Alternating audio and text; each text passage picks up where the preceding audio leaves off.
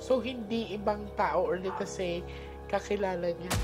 This is Ace of Flower, travel and distance. So, ibig sabihin is ibinyahe siya. May babae. Sabi dito may pagtatalo, this is a sharp object. So, maaring saktan or sinaktan. This is a bad luck card. Hindi talaga maganda ang pagkamatay niya.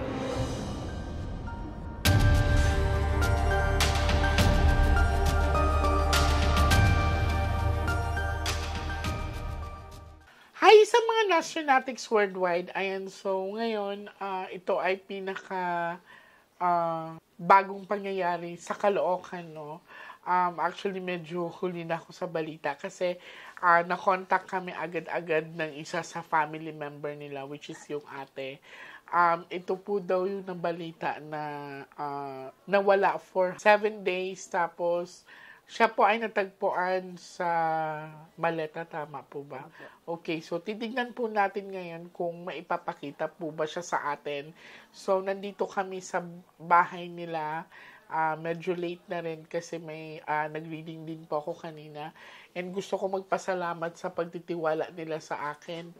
And handa ka na, nanay?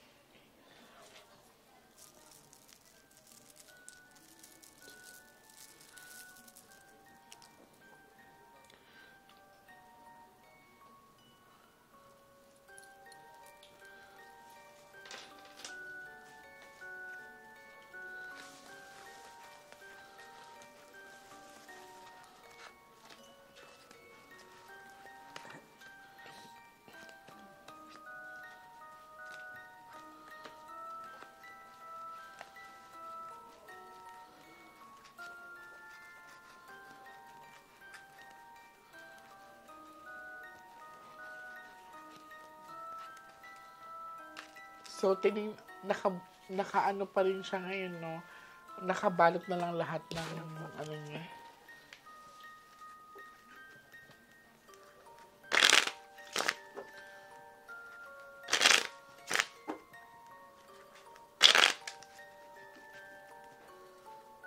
Okay, mother. I want you to focus po.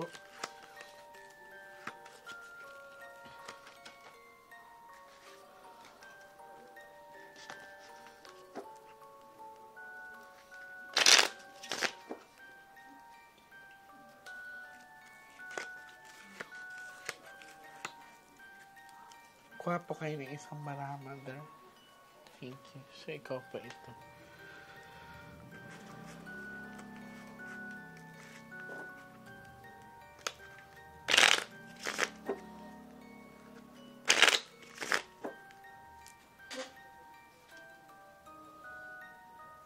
Mother, pwede niyo po bang ikat ang barahan ng tatlo?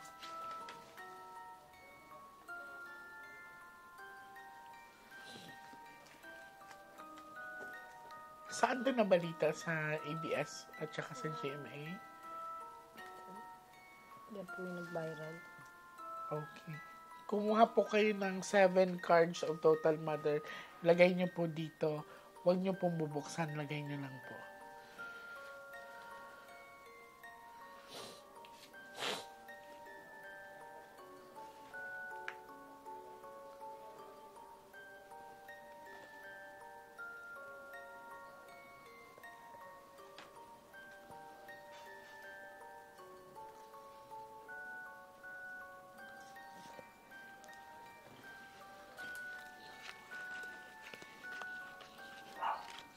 Mother, ikaw po ito, ha? Pag may queen dito, siya na yan.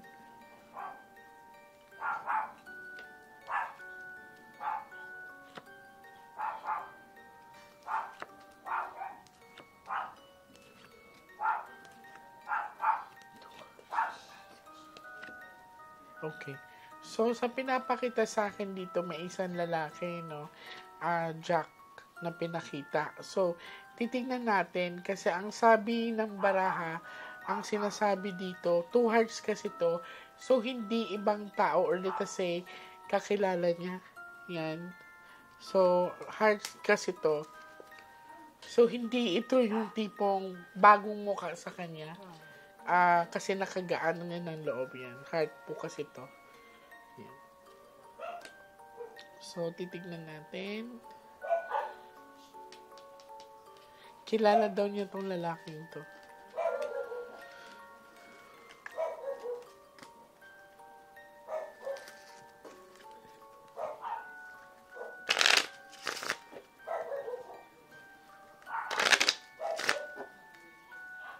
Cut the cards into 3, Mother.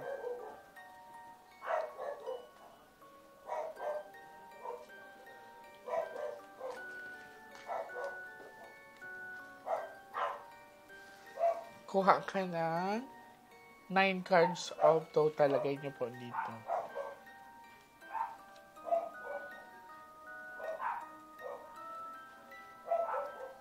Huwag kayong magmadali, Mother, ha?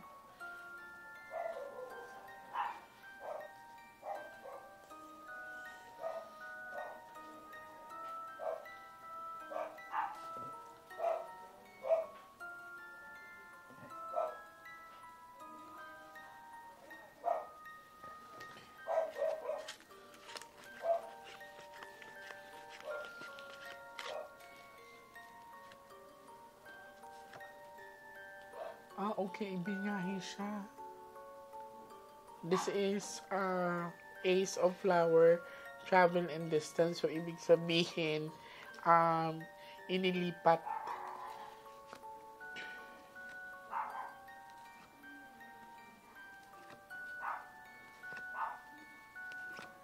May babae din pinakita dito. So, may babae nakakaalam. So, this is a sharp object, no? Kanina yung Jack, tapos ito, ang nangyari po sa kanya is, ibinyahe siya. So, kunwari, ang nangyari dito, tapos, itinago yata muna to, bago ibinyahe.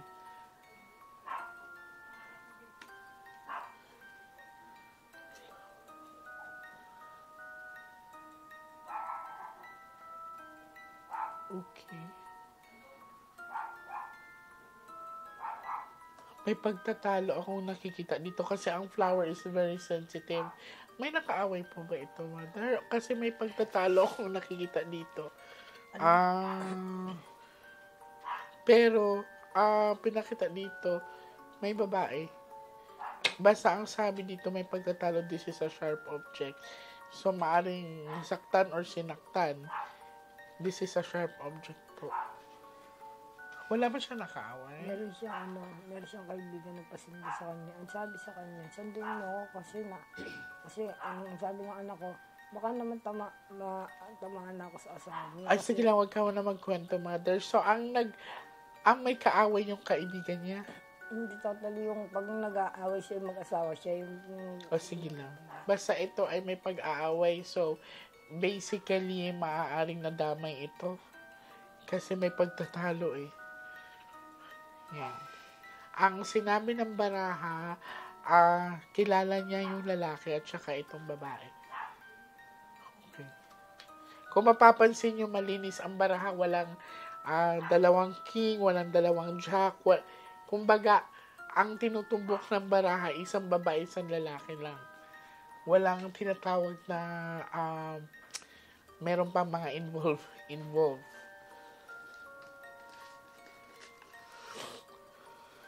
Ito 13 cards ka po kayo, ha, Mother?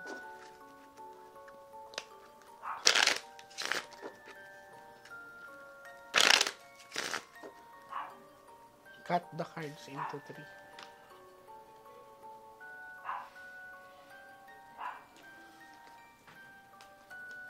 So, Queen lumabas, ang ibig sabihin, ang tinutukoy niya sa baraha ay hindi ibang tao. So, wag na kayong lumayo pa. Mother, kumuha ka ng 12 cards of total.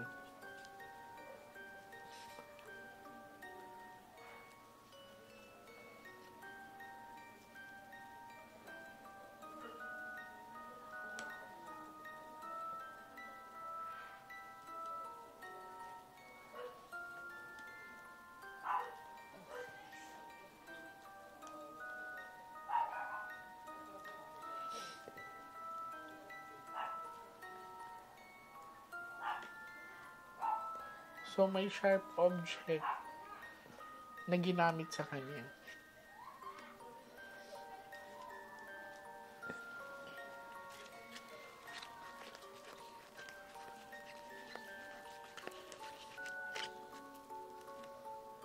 Dalawa. Tears. Okay. Pag-iyak. Ayan, bumalik ulit ang Jack. Kilala niya. Hindi daw ibang tao. So, ibig sabihin,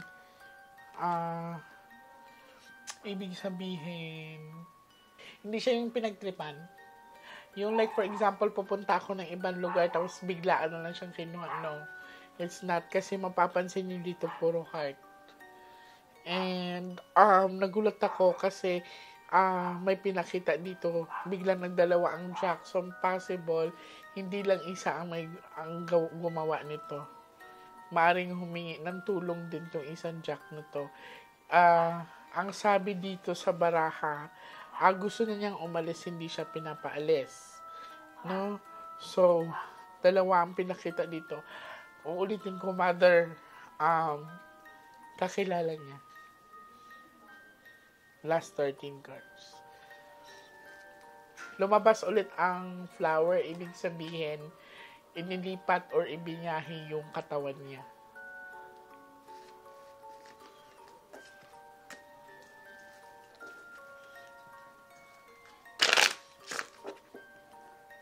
So, sa ibang lugar yata ito itinapon. May flower kasi, may pagbiyahe. So, inilipat. Cut the cards into 3.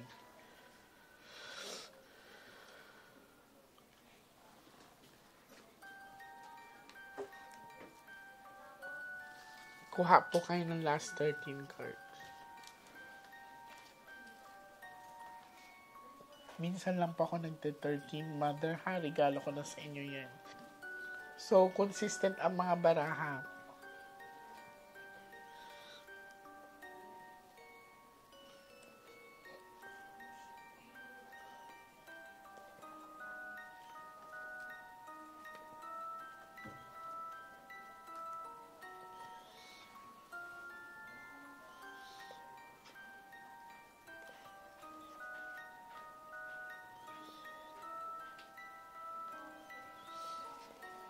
Tingnan natin ulit ha.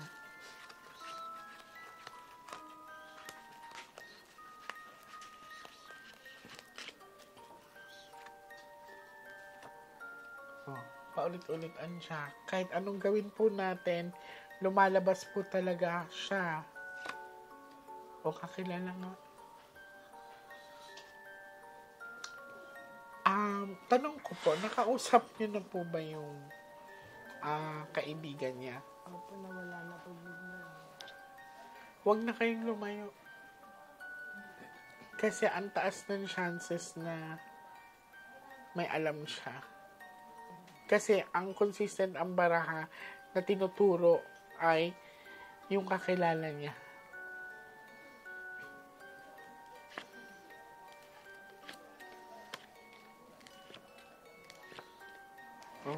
She's asking for justice. This is a bad luck card.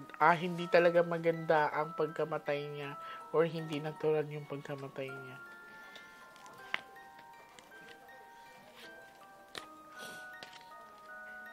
Paulit-ulit ito. So,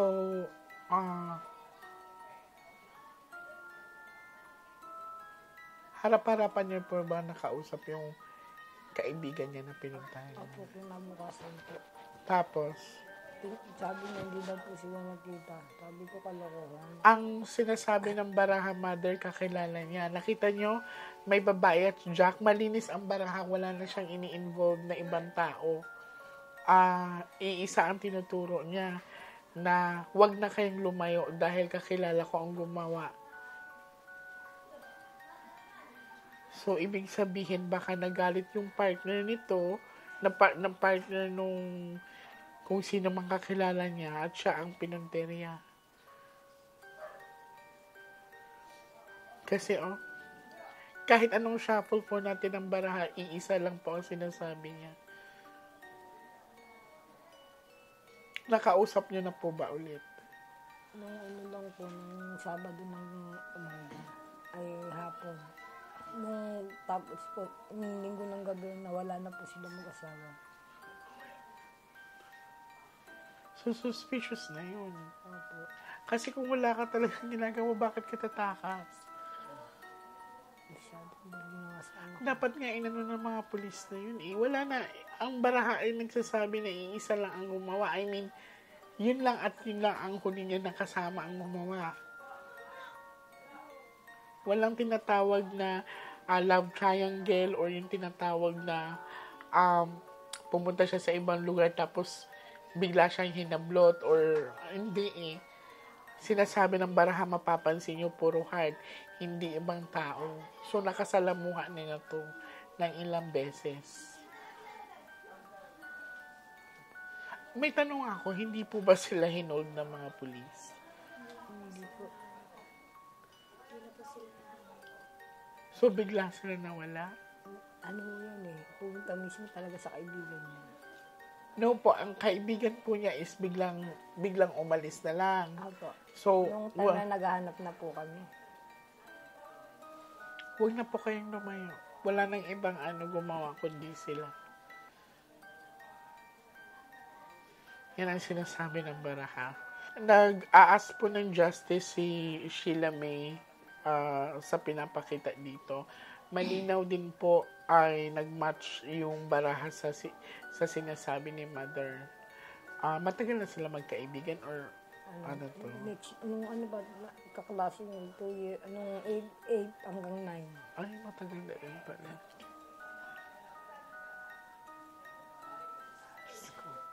So, ganito po ang gagawin natin, Mother. No, kailan siya ililibing?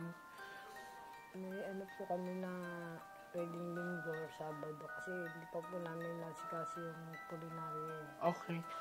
Para siyang sinakal na hindi ko maintindihan. Sinakal ba to? Or something like, baka nakatalikod siya, ginanon. And may sharp object na ginamit sa kanya.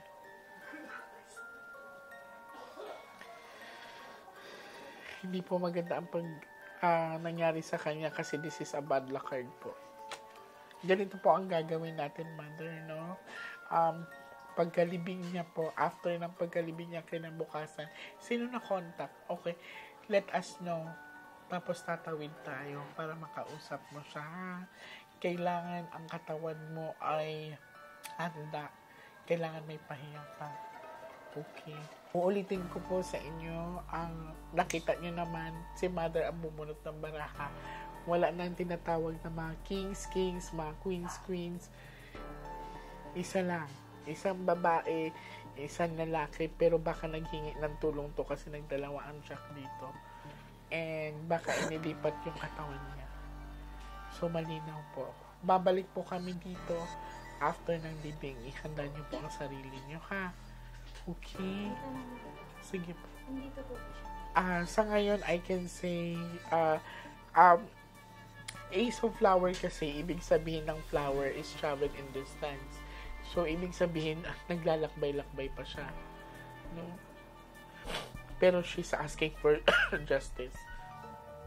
She's asking for justice now. Ibibigay natin ang hustisya na nararapat sa anak niyo, Mother. Okay. Gusto ko din magpasalamat sa inyo sa pagtitiwala niyo sa akin. Hindi pa tayo tapos. Oo, nalaman ko ang nangyari sa anak ko. Mother, ang nangyari sa anak mo ay hindi maganda. No?